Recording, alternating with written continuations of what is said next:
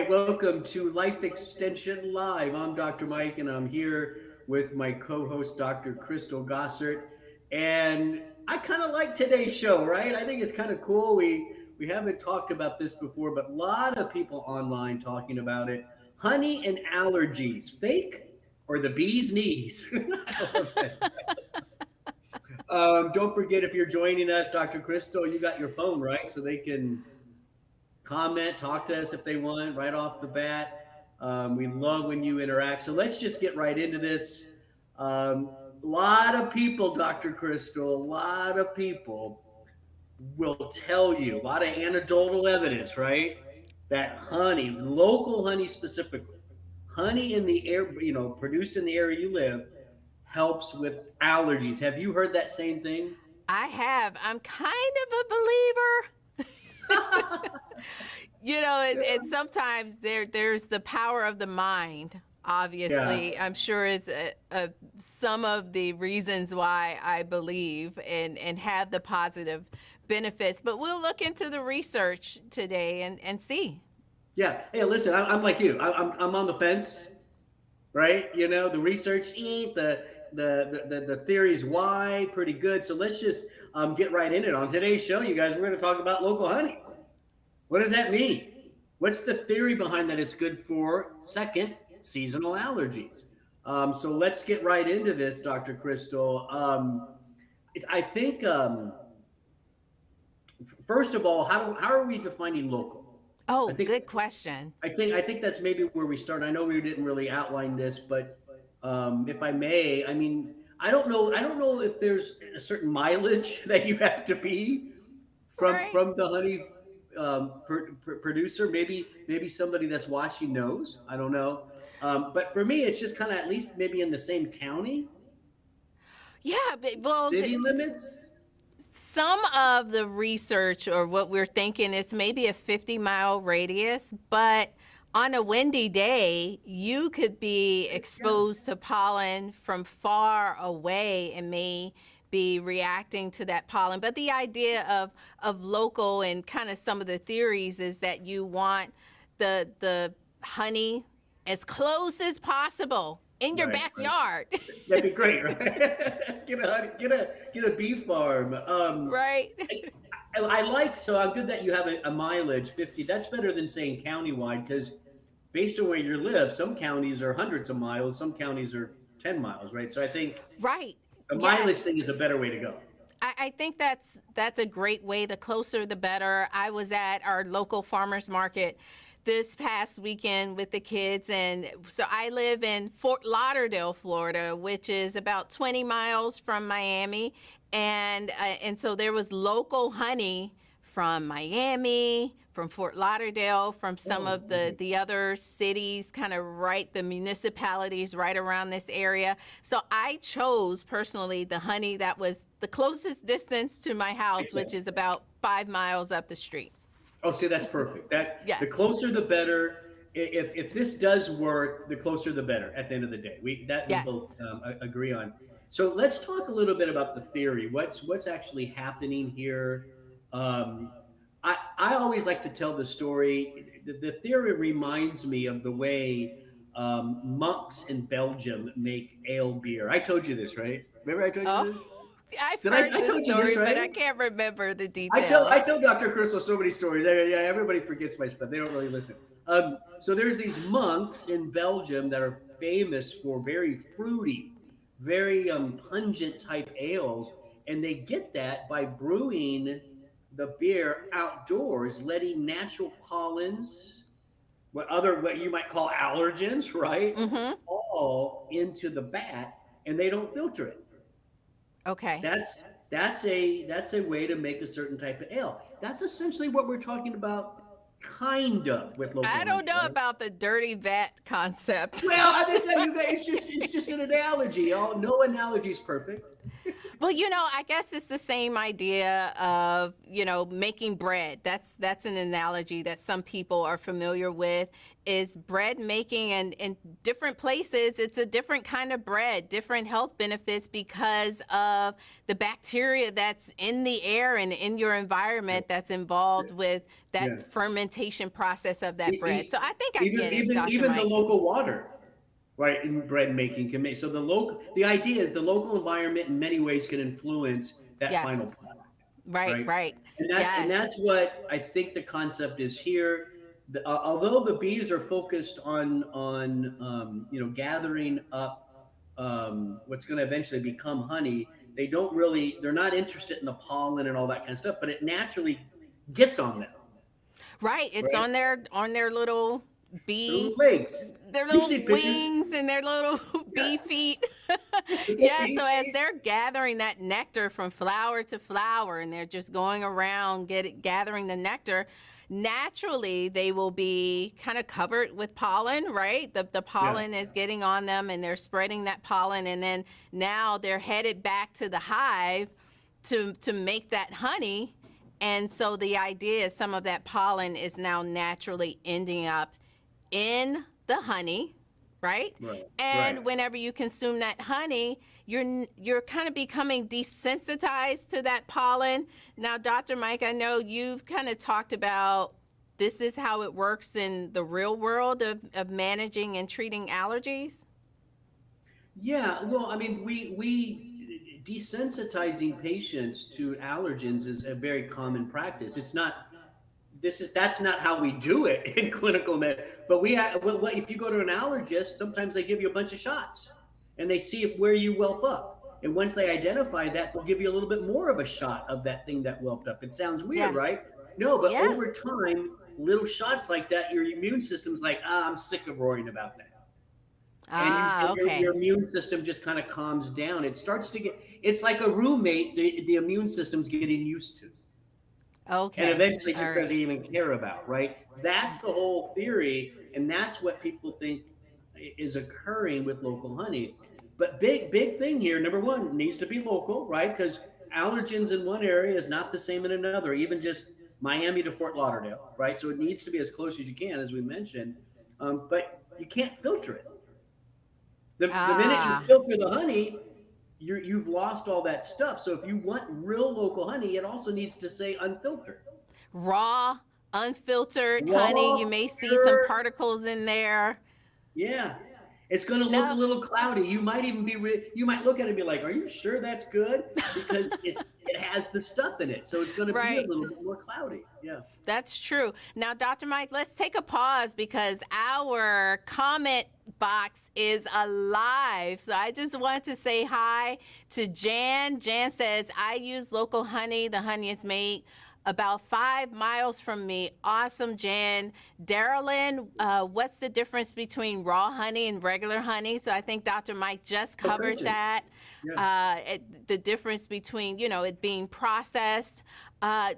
Darylyn says that you can't find the local honey. And so we'll talk about some cool places where you may be able to find local honey Okay. in your Yeah. area, Darylyn. So stay tuned for that information. Barbara, that's my mom. We use organic raw honey unfiltered. Yeah. She's an Yeah. overachiever as well, Dr. Mike, if you Yeah. haven't realized yet. Yeah, well, I mean, based on the theory, that's how you have to do it, right? Because if you're filtering it in any way, processing it in any way, Hmm. what's the point? There's no allergens in that anymore. Well, Dr. Mike, we're going to talk about that now because Well, no, there hold are. on. Hold on, wait. Hold Okay. on. All right. I want to back up for it. Hold on. I know that there's other compounds in honey that might be helping.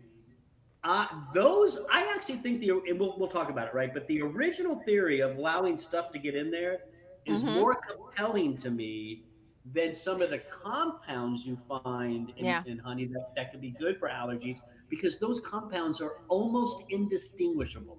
They're so Mm. low in honey. Right, And right. if you do filter, you could probably lose. We all know that the more you process, the less that you lose nutrients, right? Very true. So I still think if you believe in those other compounds, you still probably want to go raw, unfiltered. I You agree. like that, Dr. Krista? Local, raw, unfiltered. Yeah, yeah. Okay, so let's talk. Let's answer the question: Okay. is local honey, and we're saying local honey, is Mm-hmm. it good for reducing symptoms of seasonal allergies? Sneezing, itchy eyes, runny nose, dry cough, hacky cough, usually. It could also be skin little eruptions, Yes. little Yes. hives and redness here and there. So you mentioned you were kind of there with this. Tell us why you're only kind of there when it comes to the research. Well, the state of the research is bare. No rigorous studies showing that local honey helps with seasonal allergies, which is shocking to me. But, Dr. Mike, I do feel like just because we don't have the current evidence doesn't mean that it's not helpful.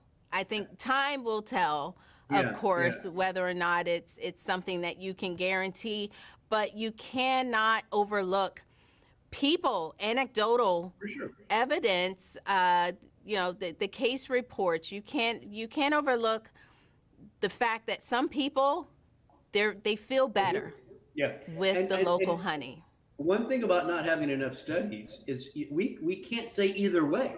We can't say, well, there's not enough studies, so it doesn't work.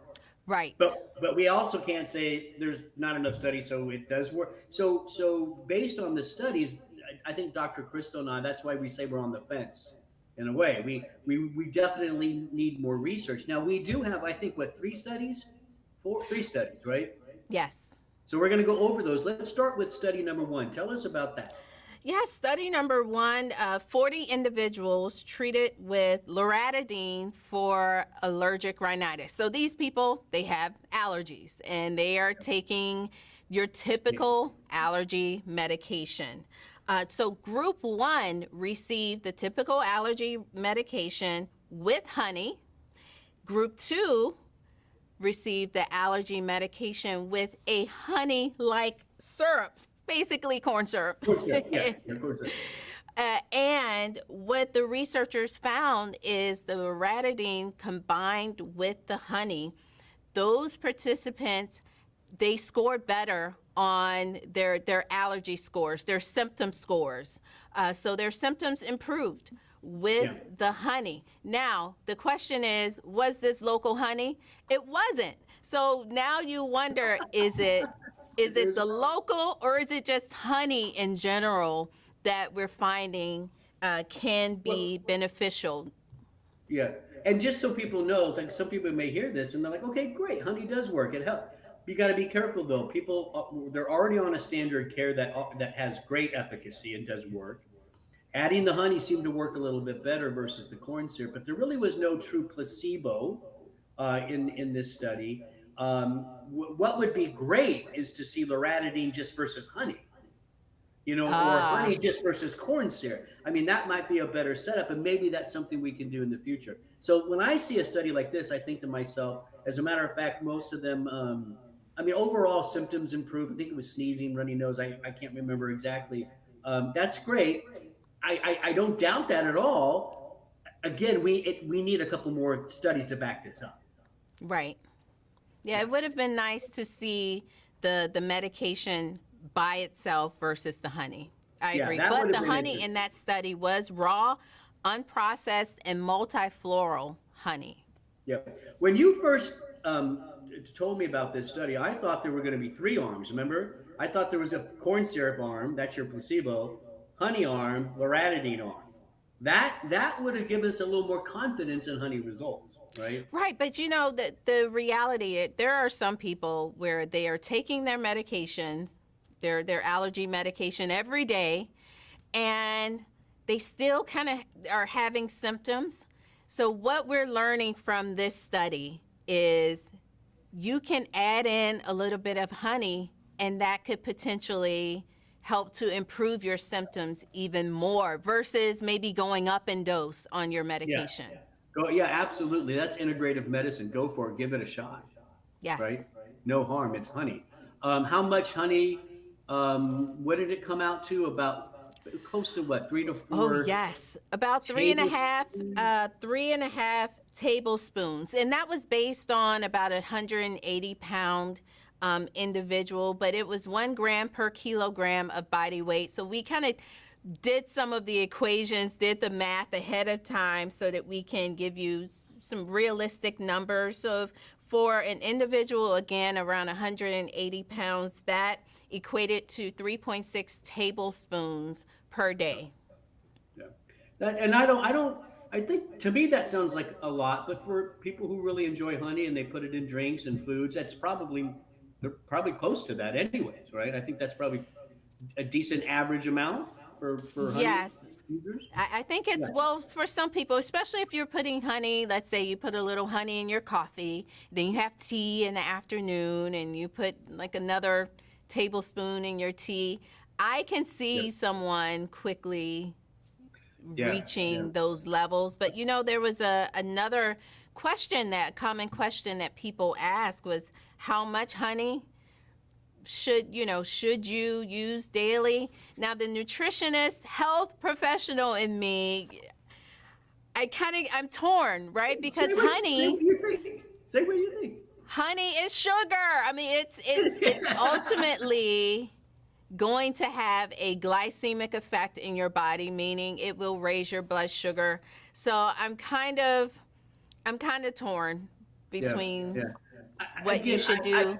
a couple tablespoons, and if you're replacing that with the more refined sugars, you're probably okay, but more than that, yeah, it's sugar at the end of the day. We just did a whole show on glycation in our podcast.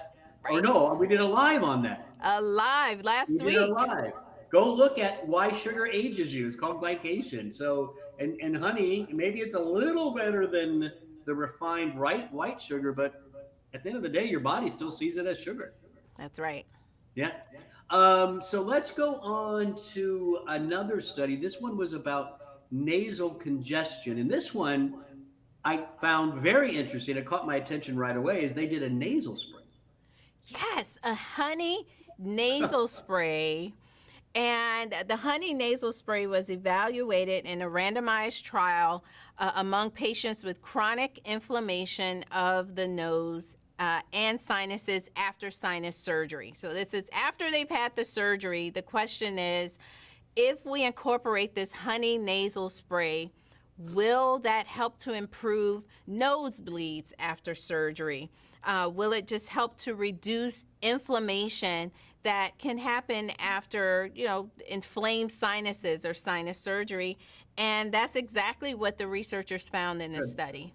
Yeah, it's very good. Now, please don't take your raw, unprocessed, unfiltered honey and try to make some sort of solution out of it and squirt it up your nose. You're inviting bad infections. And remember, up this way, it can get to your brain. So you got to be very, very careful. I would not, I would, and I think you agree, right, Dr. Crystal? Do not make a home version of honey nasal spray. No, you find with nasal sprays and that type of application, there is the use of what's called medical grade honey. So it Right. is not raw honey. This honey has been processed, and impurities have been removed from and, that and that's honey. and that brings up the question about that original theory, right? If you're removing all Right. those things, creating this honey nasal spray that seems to help after what could be a pretty big surgery, what else is in honey that might be helping, and that's coming up, right? Yes. All right, we then have is honey good for colds and sneezing? And I think this one, well, first of all, we had our researcher, Dana Dye. She works for us, and she kind of scoured the research, right? And she found a bunch of review documents, meta analyses where you're kind of combining a lot of studies for colds and sneezing. And there are quite a few peer reviewed published journals on this. Still not ultimately 100% conclusive, but there are some showing that it helps kids with like suppressing their cough, right? Very true. I mean, this is what most moms give their children who are not old enough for real medicine. You know, when they're younger, you give them a teaspoon of honey, and it seems to help. Now, of course, they have to be of age where honey is. Where it's permitted to give the children honey. So you need to talk to your pediatrician. It is not recommended for very young children, but yes, if they're old enough to use honey, but not quite old enough for over-the-counter medications, can be Yeah. helpful. It's Yeah. gotten me through many nights. Yeah, we talked about this a little bit. What is that? Why can't younger babies and stuff take honey? I think mostly it's just not being able to swallow it properly. There's a little choking because it's viscous, right? And so I think until they're really eating some solid food, you got to be careful. I think that was the reason we came up with, right? No, well, that's a part of it. And then there are some components in honey that can be toxic to children. Well, yeah, that don't sound good. Right. I know. Yeah, I know. yeah, It's they're just their immune systems are not not ready. Yeah, yeah. developed enough to fight off some of the components that you find in that raw honey. All right, so there's 3 studies. Um, Not absolutely conclusive. Interesting results, right? I mean, we see that, but we just need more research. We need more good randomized controlled trials looking at local, raw, unprocessed, or unfiltered honey. And hopefully they're coming down. So that's why Dr. Crystal and I said at the get go of this, we're kind of on the fence. We Yes. understand all of the anecdotal evidence, and if you're one of those people that swears by it, great. I'm not going to tell you to stop taking honey. We just need more research at the end of the day. Now let's talk a little bit about other things in honey, right? One of the things we get asked about, Dr. Crystal, is it true that honey has antibacterial activity? What do we know about that? Yes, we know that it has antibacterial, antifungal, it has anti-inflammatory effects, and a lot of that is due to the polyphenols, the antioxidants that you find in the honey. And one in particular is quercetin. We all love and know Yeah. quercetin. It is the most abundant flavonoid polyphenol in honey. Yeah, yeah. And listen, quercetin at the right dose, right? At the right dose has been shown to be just as effective as those loratadines and other Hmm. common seasonal medications. And I say at that dose because raw, unfiltered honey may have some quercetin, but it's really not close to the dose that's really needed. So maybe it's playing a role, but I think there has to be some other things going on as well. And I think maybe when you combine the quercetin with some of the allergens from the local environment, maybe that's the ultimate effect. Yes, and we We do still got have to learn. Yeah. there is some research, and I wanted to comment here because it's in our notes and it's in the comments. Several of you have talked about Manuka honey. So I Yeah. think someone commented on that even before the show started. And I saw Manuka honey several times. Thomas, I see that you commented about Manuka honey when someone asked, what type of honey do you use? Yes, there's that Manuka honey, and that's only found or sourced from Australia. Is that right, Dr. Mike? It's from a specific plant that the bees are attracted to in Australia and New Zealand. Okay. Hmm. Yeah, and it has apparently just higher compounds that help it to be antimicrobial. For instance, Hmm. honey naturally has hydrogen peroxide, and that kills things. And so Manuka honey seems to have a little bit more of that than your standard honey here in the United States from a standard flowery. Right. Yeah. Yes. So So what try what it. we're saying here, and hopefully you get the message. Maybe local's great, but you are seeing the research with I guess Manuka honey is local to someone who lives in New Zealand or Australia, but it's not local to us, Okay. and we Good still point. see benefits from that particular type of honey.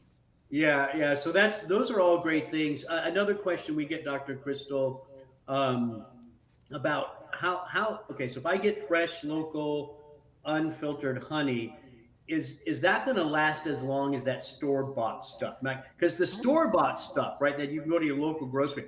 That stuff lasts hundred. I mean, it never goes bad, basically, right?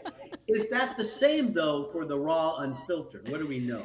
Yes, it's one of the rare foods that can last indefinitely. It's honey. I mean, it's sugar. Let's Yeah. keep that in mind. When we're all gone, there's going to be cockroaches, honey, and Twinkies.